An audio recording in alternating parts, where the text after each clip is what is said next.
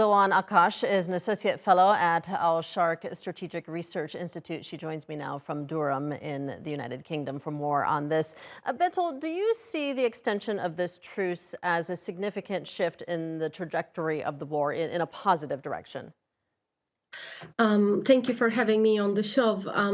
To start with the domestic impact of a potential ceasefire we are going to have in 2 months, definitely it will ease humanitarian trajectory because we have almost 20 million food insecure and more. At the same time, they medically in need. They are living in really poor infrastructure. Of course, this is going to help domestically for a while, as it was the case in last 2 months.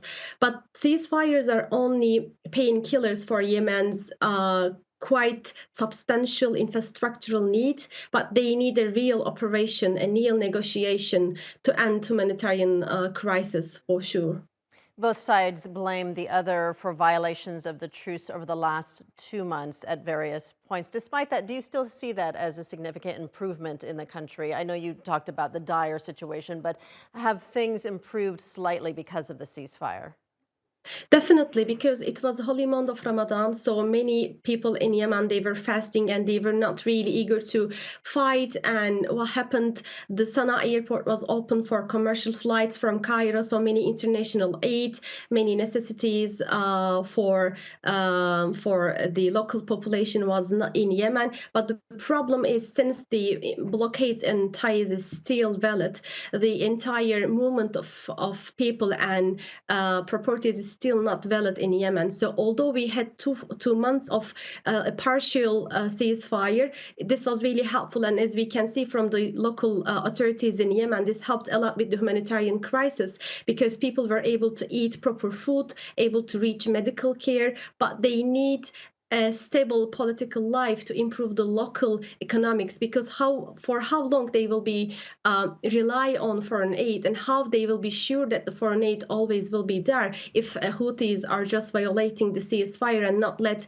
any commercial flights or any support from the Hodeidah port to go into Yemen. So to have a real stable ceasefire, we need both sides to agree on for sure and to not violate it for any cause. Of course, there are major obstacles to lasting peace in the country, but what do you hope to see happen next in efforts to restore peace?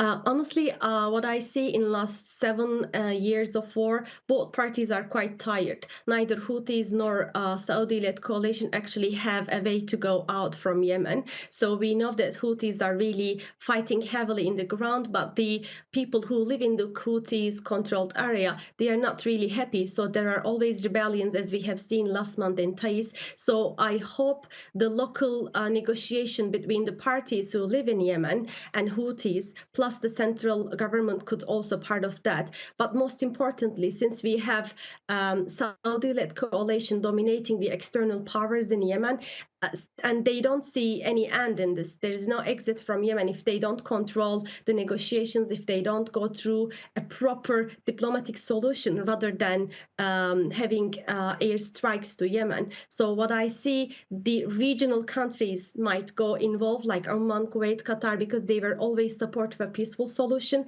And if we have seen more peace-oriented solution from Saudi-led coalition as well, I believe the internal parties, the external parties might be able to negotiate properly with support of UN. So I am hopeful if we have more negotiations. All right, we'll leave it there for now. Betul Dogan Akkas joining us from Durham. Thank you. Thank you.